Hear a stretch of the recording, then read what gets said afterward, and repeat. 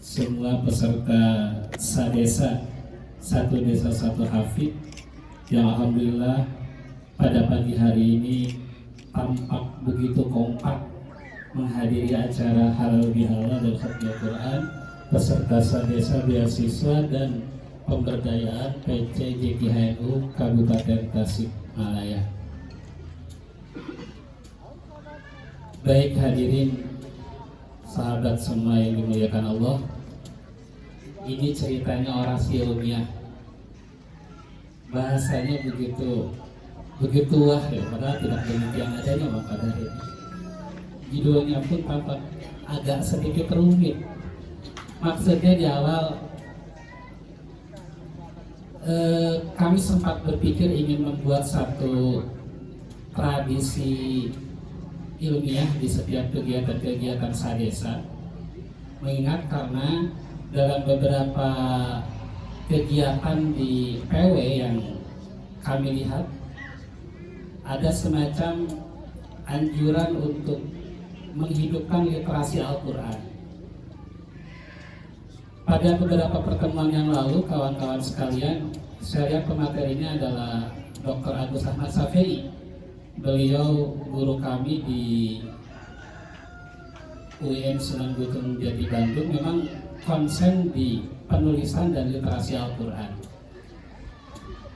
Sebelum acara ini berlangsung pada pagi hari ini, saya sempat mencoba menyiapkan paper tulisan yang ingin disebar ke kawan-kawan sadesa, paling tidak untuk menambah wawasan kita tentang literasi Al-Quran. Hanya saja memang karena satu dan banyak hal papernya belum jadi, tapi insya Allah itu menjadi hutang kami. Nanti akan setelah tulisan itu selesai, nanti bisa di-share di grup dan kemudian menjadi bahan diskusi yang menarik. Artinya menariknya seperti ini di sadesa ini, di JPH ini. Kegiatan kita ya tiap bulan khataman. Tiap bulan khataman, kemudian sembari mengundang ribuan malaikat turun. Karena dalam satu riwayat hadis itu apabila Al-Quran dihatamkan di satu majlis tertentu, ribuan malaikat turun dari langit dan doa apapun dikabulkan di saat yang sama. Jadi enaknya di fikih itu tinggal khataman, duduk, doa apa saja ribuan malaikat sudah menunggu. Nah selanjutnya yang ingin kita hidupkan adalah budaya literasi Al-Quran itu. Jadi kawan-kawan JKH bukan hanya sebatas khataman, tapi juga kritis. Bagaimana menghidupkan Al-Quran, menghidupkan nilai-nilai Al-Quran dalam praksis kehidupan sehari-hari. Jadi Al-Quran tidak hanya dibaca.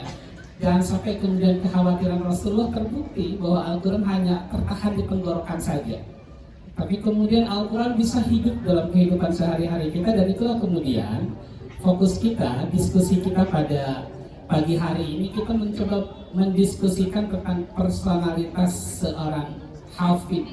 Nah, bagaimana kemudian Al-Quran membicarakan itu, dan bagaimana kemudian sebagai seorang yang diberi kesempatan oleh Allah, ini kesempatan besar kawan-kawan, nikmat besar yang belum tentu diterima oleh kawan-kawan kita yang lain. Di saat yang sama Allah memberikan nikmat yang begitu besar, menakdirkan kawan-kawan menjadi bagian dari orang-orang yang dititipi Al-Quran di dada kawan-kawan. Dan itu sangat spesial sekali. Bal huwa ayatun bayyinatun fi suduril ladzina utul ilm. Utul ilm di sana orang-orang yang diberi ilmu oleh Allah, yang dititipi ilmu oleh Allah. Tapi beberapa mufassir menjelaskan utul ilm di sana adalah hamilul Quran, penghafal Al-Quran, pembaca Al-Quran, penjaga Al-Quran. Nah ini nikmat besar, bukan hanya sebatas berbicara tentang sadesa, tentang program, juga tentang honor yang didapat kawan-kawan yang harus bersabar. Ternyata kita beberapa bulan ini belum keluar. Itu bukan tentang itu, tapi lebih dari bahwa ada nikmat besar yang tidak bisa ditukar dengan apapun. Nikmat dipercayai oleh Allah untuk menjaga kalamullah di dada kawan-kawan. Fi suduril ladzina utul ilm. Nah, baik kawan-kawan yang kami hormati, jujur secara pribadi harus tersampaikan nih, ada sensasi tersendiri setiap kali hadir di acara-acara program Sadesa, yang mana di acara tersebut berhimpun para hafid dan penghafal Al-Quran. Sesuatu yang rasa-rasanya momentum termahal, yang apabila kita lihat betapa Allah menyanjung para penghafal Al-Quran, dan kemudian ditegaskan Rasul dalam beberapa riwayat hadis. Salah satunya, ini menarik ini, satu hadis sahih di Sahih Bukhari ini.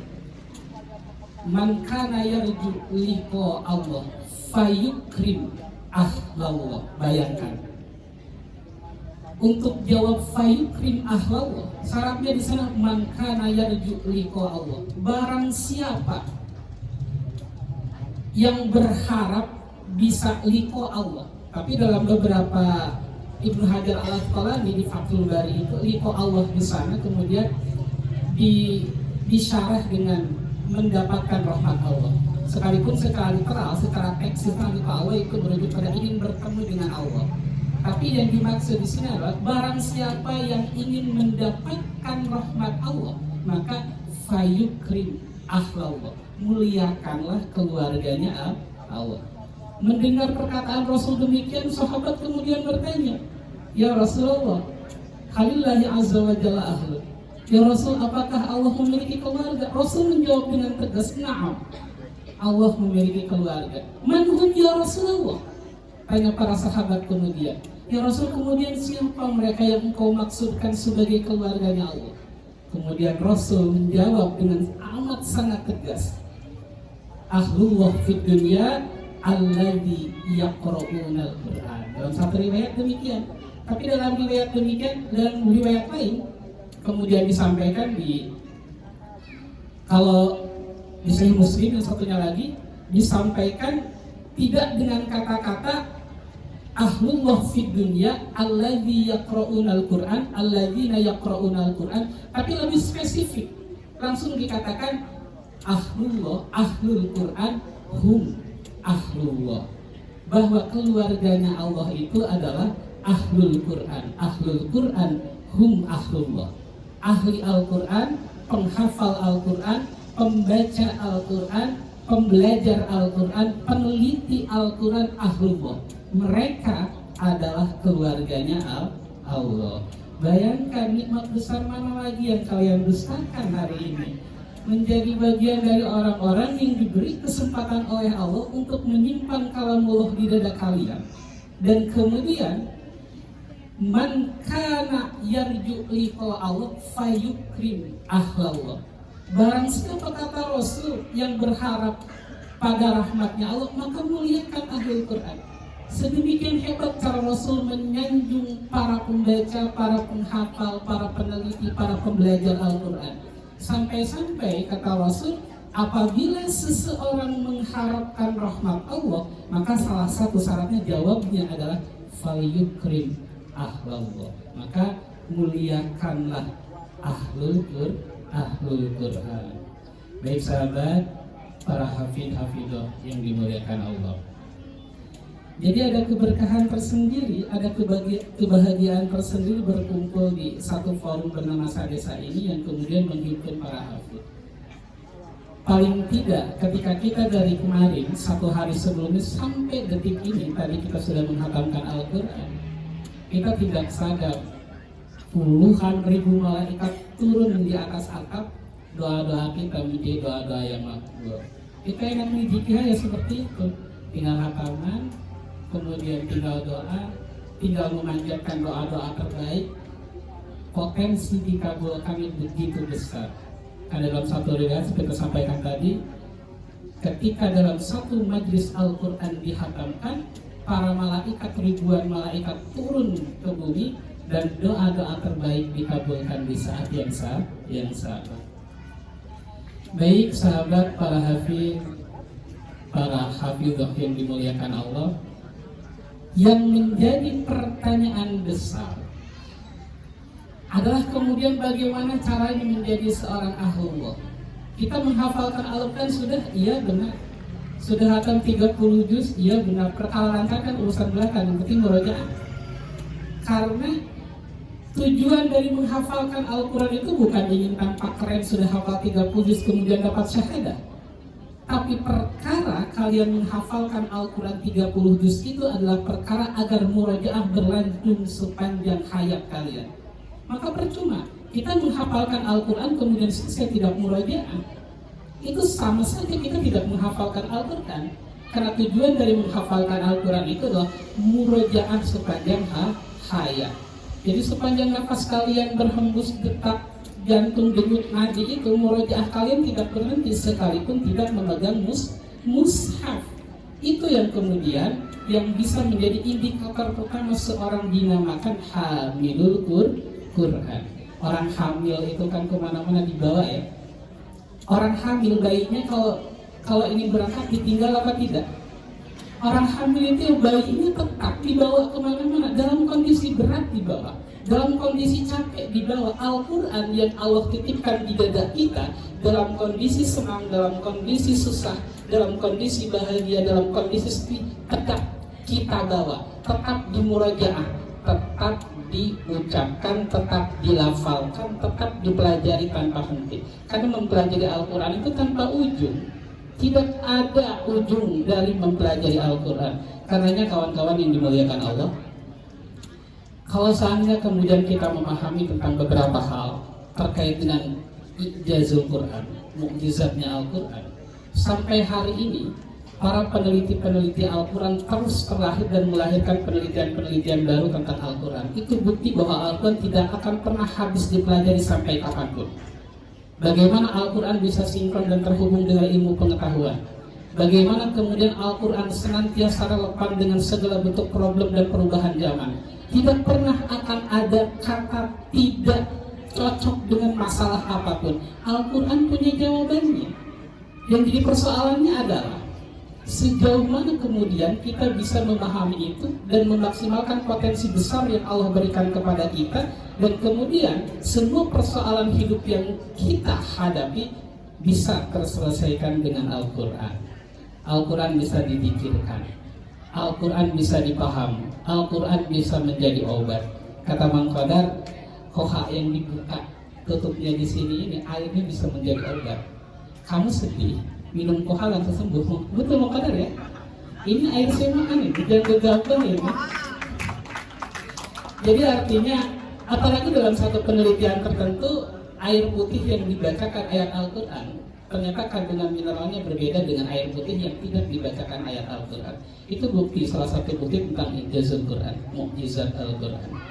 Baik, kawan-kawan hafidhullah yang dimuliakan Allah. Ini pertanyaan selanjutnya yang tadi belum sempat terjawab. Menjadi hamilul Quran itu berarti bukan hanya sebatas kita menghafalkan 30 juz lafadznya saja. Akan tetapi hamilul Quran lafdzan wa ma'nan wa amalan, itu satu paket. Kalau kita hanya menghafalkan Al-Quran tertahan pada lafdzannya saja, jadi kemudian ditakutkan sesuai dengan prediksi dan ketakutan Rasul bahwa di akhir zaman Al-Quran hanya tertahan di tenggorokan saja, Al-Quran hanya dilafalkan saja, Al-Quran hanya terhenti di event-event musabaqah tapi kemudian runtuh ketika berada di kehidupan masyarakat yang begitu luas. Al-Quran hanya akan terhenti di panggung-panggung kiroah, tapi kemudian nilai-nilainya mati di ruang birokrasi. Tapi kemudian nilai-nilainya mati di ruang-ruang yang lebih luas daripada itu. Itu yang ditakutkan Rasul. Maka perkara menjadi hamilul Quran yang kemudian disinyalir oleh Rasul sebagai ahlullah, keluarganya Allah, tidak hanya tertahan pada menghafalkan lafadznya saja. Ini menjadi persoalan besar di JPH. Karena proses menghafalkan saja sekarang ada permasalahan besar yang menjadi fokus JPH. Salah satunya adalah menjamurnya lembaga-lembaga yang memang tidak memiliki sanad yang dapat dipertanggungjawabkan, yang di saat yang sama dapat membentuk seorang hafid yang memang benar-benar menghafalkan Al-Quran karena Allah dan tidak memiliki orientasi lain selain karena ingin menyimpan ayat-ayat Al-Quran di dada mereka. Salah satu indikatornya adalah perkara sanad. Ini penting sekali dan menjadi semacam diskursus, topik bahasan pokok dalam pertemuan-pertemuan di pimpinan wilayah JKH NU Provinsi Jawa Barat. Artinya kawan-kawan sadesa harus bisa mengimbangi pergerakan-pergerakan dari lembaga-lembaga tahfidz yang memang tidak memiliki sanad yang bagus, artinya tidak bersandar langsung kepada Rasulullah, yang kemudian bisa melahirkan produk-produk hafidz yang asal hafal saja tapi kemudian tidak murojaah. Nah, pada tahun 2016 kami pernah mengadakan satu audiensi dengan satu lembaga tahfidz. Akan tetapi memang kami agak sedikit ragu kalau memang prosesnya berjalan seperti yang diharapkan. Semisal ada tagline menghafalkan Al-Quran dalam 30 hari plus dengan maknanya. Ini kan pening di kepala, Pak. 30 hari, 30 juz plus maknanya dan berbayar 3.500.000. Ini bisnis apa memang pondok beneran ya pengen ngapain Quran? Ini pening di kepala kita. Sementara kita jatuh bangun atau 15 tahun yang lalu menghafalkan Al-Quran baru 30 hari. Kita harus sampai 2 tahun itu masih jungkir balik murojaah sampai hari ini. Ini bagaimana mungkin 30 hari menghafalkan 30 juz plus dengan artinya. Nah, kemudian kami mengadakan satu audiensi, ada mini riset di sana. Dan ternyata memang prosesnya hanya menghafal saja. Juz 1, 2, 3 menghafal maju terus dan murojaahnya ditinggal. Kemudian ketika kami tanya, ini murojaahnya kapan? Murojaah nanti setelah proses menghafal selesai. Tidak demikian. Kalau murojaah setelah proses hafalan tambahan selesai, bisa dipastikan 80% apabila selesai juz 30 An-Nas itu tambahannya selesai, hafalnya finish sampai sana, dapat dipastikan 1 sampai 10 juz awal itu sudah hilang berantakan. Boro-boro demikian. Sementara kan yang selama ini kita lakukan, apabila kita menambah juz 3, maka konsekuensinya juz 1 dan juz 2 harus murojaah. Apabila kita menambah juz 10, konsekuensinya juz 1 sampai juz 9 harus murojaah. Tidak hanya menghafalkan 1 sampai 30 juz kemudian selesai, kemudian dapat syahadah dan lain sebagainya. Kok mudah sekali. Nah, ini yang kemudian menjadi tanggung jawab besar kawan-kawan di JKH. Terlebih kalian di desa ini setidaknya menjadi duta-duta JKH di wilayah-wilayah tugas kalian, memberikan sedikit pengarahan-pengarahan tertentu bahwa menghafalkan Al-Quran tidak semudah itu, sekaligus memang bukan berarti sulit gitu. Perkara menghafalkan Al-Quran bukan perkara intelijensi yang bagus, bukan perkara kalian punya IQ yang bagus gitu.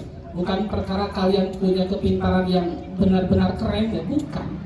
Perkara menghafalkan Al-Quran itu perkara kalian mengajukan proposal benar-benar dalam dada kalian untuk Allah, ingin menjadi bagian dari orang-orang yang dititipi kalamullah tersebut. Saya punya kawan ketika dulu mondok di Madrasatul Karam di Tebuirang itu.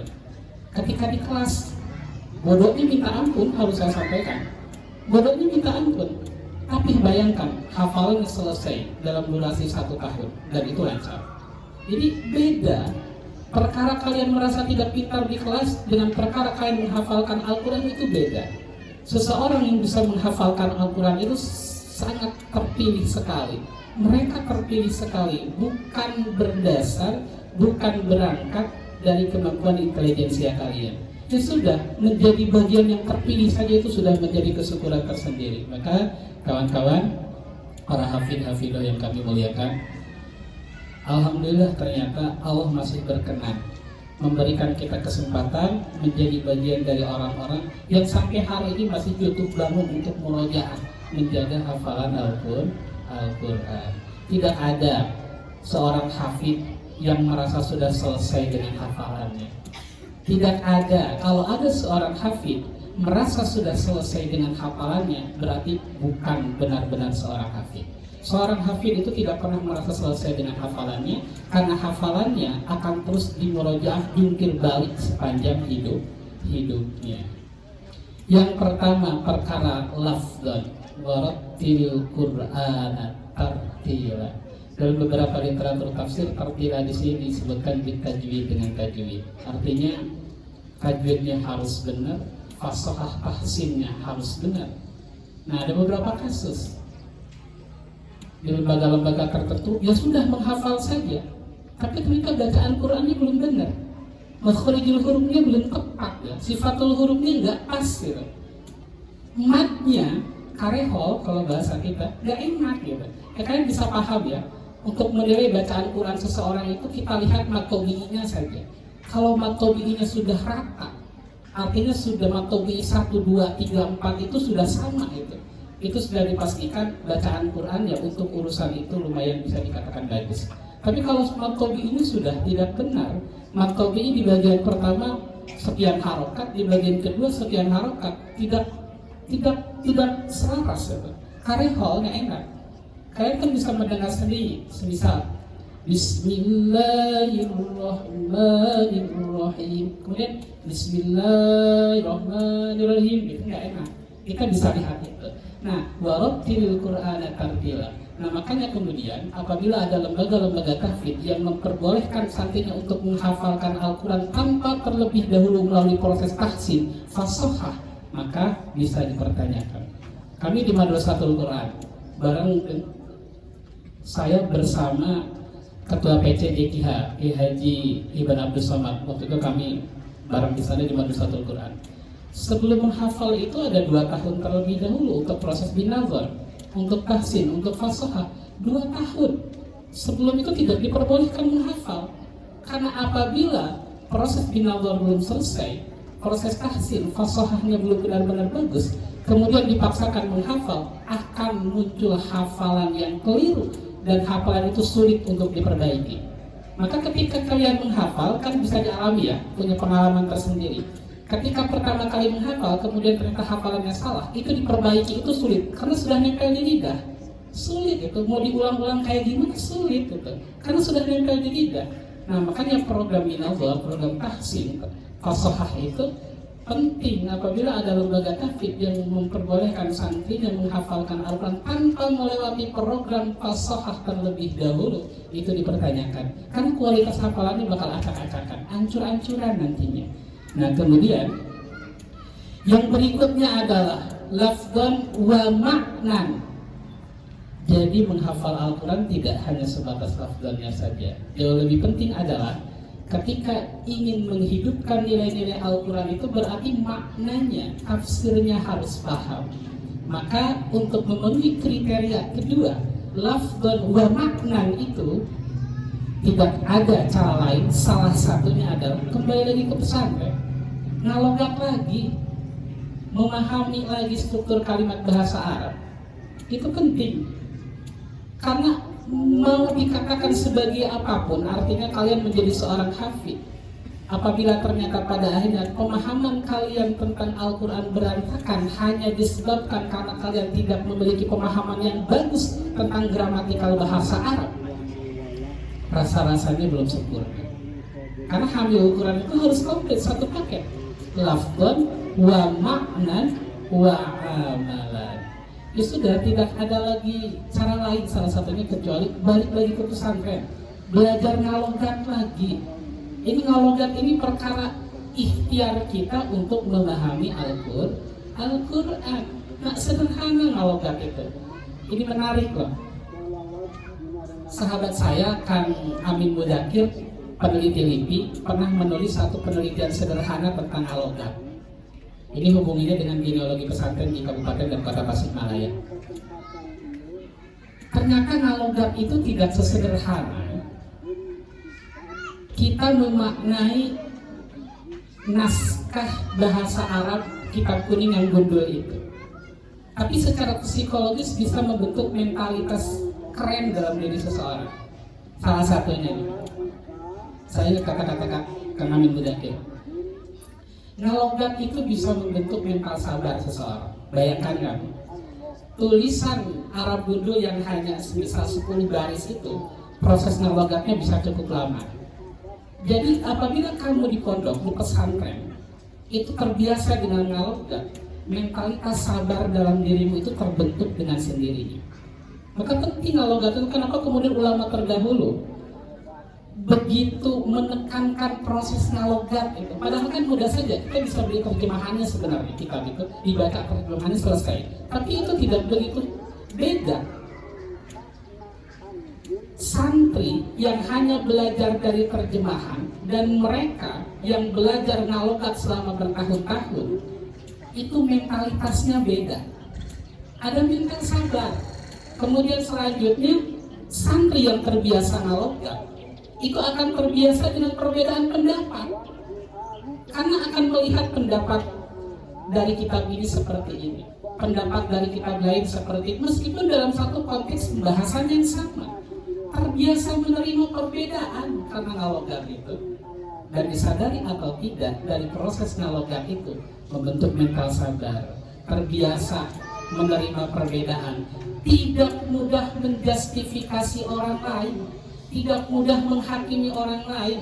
Maka orang santri yang terbiasa ngalogam itu pasti punya pemikiran moderat.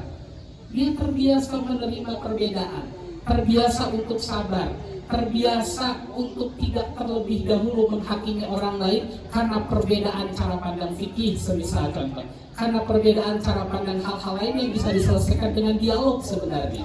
Dalam keadaan demikian, seorang hamilul Quran wajib harus melewati fase itu, lafdon wa makna, proses makna itu. Karena kemudian dalam satu keterangan tertentu sampaikan, laulal i'rab lam yufhamil murad. Apabila tanpa i'rab, tanpa ngalogam untuk memahami i'rab, posisi kata dalam struktur kalimat, maka lam yufhamil murad. Kalian tidak pernah akan sampai, tidak pernah akan paham pada makna yang dikehendaki dalam satu teks bahasa Arab. Al-Quran kebetulan dan memang diturunkan dengan bahasa Arab. Inna anzalnahu Qur'anan Arabiyya la'allakum ta'qilun. Yang harus digarisbawahi itu la'allakum ta'qilun. Al-Quran diturunkan dalam bahasa Arab la'allakum ta'qilun, agar kalian berpikir, agar kita tuh bisa memaksimalkan akal kita untuk memahami bahasa induk Al-Quran, yakni bahasa Arab. Salah satu ikhtiarnya adalah dengan ngalogam, balik lagi ke pesantren. Maka seorang hafid jangan merasa selesai apabila hanya sebatas menghafalkan ayatnya saja, lafadznya saja, maka harus dilanjut dengan memahami makna dari Al-Quran tersebut, lafdan wa maknan, kemudian yang ketiga yang terakhir wa amalan. Nah, ini prosesnya bertahap dan memang saling berkesinambungan. Yang selanjutnya adalah wa amalan. Setelah lafadznya dihafalkan, kemudian ikhtiar untuk memaknai, ikhtiar untuk memahami ayat Al-Quran itu sudah dilewati dengan baik prosesnya, maka yang selanjutnya adalah wa amalan. Hanya saja mengamalkan nilai-nilai Al-Quran apabila tidak berangkat dari pemahaman teks Al-Quran yang bagus, kerap kali keliru. Semisal contoh, memahami ayat-ayat Al-Quran tentang ayat-ayat qital, ayat-ayat jihad. Apabila kemudian dipahami ayat-ayat qital, ayat-ayat peperangan, ayat jihad itu hanya dibaca terjemahnya saja tanpa melihat konteks ayat itu berbicara seperti apa, maka yang muncul adalah ekspresi-ekspresi barbar tentang jihad. Seolah jihad itu harus menyakiti orang lain, seolah jihad itu adalah harus menghilangkan nyawa orang lain, seolah jihad itu adalah harus menabrak orang lain yang berbeda pandangan dengan kita. Padahal Al-Quran tidak menginginkan demikian. Kenapa pemahaman-pemahaman radikal itu muncul? Pemahaman-pemahaman amat sangat keras, ekspresi yang begitu keras tentang Al-Quran itu muncul. Salah satu penyebabnya adalah karena tidak ada pemahaman teks yang bagus tentang Al-Quran. Bisa jadi kebiasaan ngalogam, tidak paham bagaimana Al-Quran membicarakan sesuatu hal secara spesifik tentang satu konteks tertentu, dan kemudian dipahami secara terjemahan, secara luarnya saja, yang akhirnya melahirkan pemahaman-pemahaman yang keras ini yang berbahaya. Maka kawan-kawan JKH, peserta sadesa harus memiliki pemahaman itu agar tidak terjerumus pada pemahaman-pemahaman yang memang tidak dikehendaki oleh Al-Quran. tentang amalan ini yang terakhir nih, lafdon wa maknan wa amalan. Kata Sayyidah Aisyah tentang Rasulullah Sallallahu Alaihi Wasallam, akhlaqul Rasul, akhlaqul Quran. Maka apabila kita ingin mencari role model tentang pengamalan Al-Quran, maka Rasulullah Sallallahu Alaihi Wasallam adalah contoh terbaik. Akhlaqul Rasul, akhlaqul Quran, kata Sayyidah Aisyah. Rasul sabar Rasul, berarti seorang penghafal Al-Quran harus sabar. Ketika Rasul disakiti oleh kaum musyrikin kafir Quraisy dulu itu, Rasul tidak marah, tidak membalas, Rasul mendoakan baik, Rasul sabar. Maka peserta sadis harus sabar. Apabila honor berapa bulan belum keluar, ya sabar aja, sudah sabar. Kita berprasangka baik saja, ditundanya honor ini mungkin sebagai bentuk ujian bahwa kelak di bulan yang akan datang honornya akan berlipat-lipat. Memang berlipat-lipat kan? Biasanya 1 bulan dapat 1 juta, karena 3 bulan tidak dibayar berarti 3 juta. Sama saja. Tapi tambah kita kata Rasul, kata Sayyidah Aisyah, akhlaqul Rasul, akhlaqul Quran. Baik, kawan-kawan, saya rasa tidak perlu berpanjang lebar. Inti dari apa yang kita sampaikan, kita diskusikan tadi adalah bahwa kita amat sangat bersyukur diberikan kesempatan Allah oleh Allah menjadi bagian dari orang-orang terpilih yang dititipi kalamullah di dada kita, yang tentu orang lain bisa jadi tidak mendapatkan nikmat besar ini. Maka nikmat besar mana gitu yang kemudian kita dustakan hari ini? Terakhir, seperti halnya honor sadesa. Ini karena mengkadar honor sadesa ini saya rasa jadi fokus utama kawan-kawan ini, karena sudah 3 bulan tidak cair ini. Kayaknya gitu kan. Jadi terakhir, honor sadesa itu kawan-kawan seperti mantan kekasih. Semakin diingat-ingat, semakin membuat kita sakit. Hadanallahu wa iyyakum ajma'in. Wallahul muwaffiq ila aqwamit thoriq. Wassalamualaikum warahmatullahi wabarakatuh.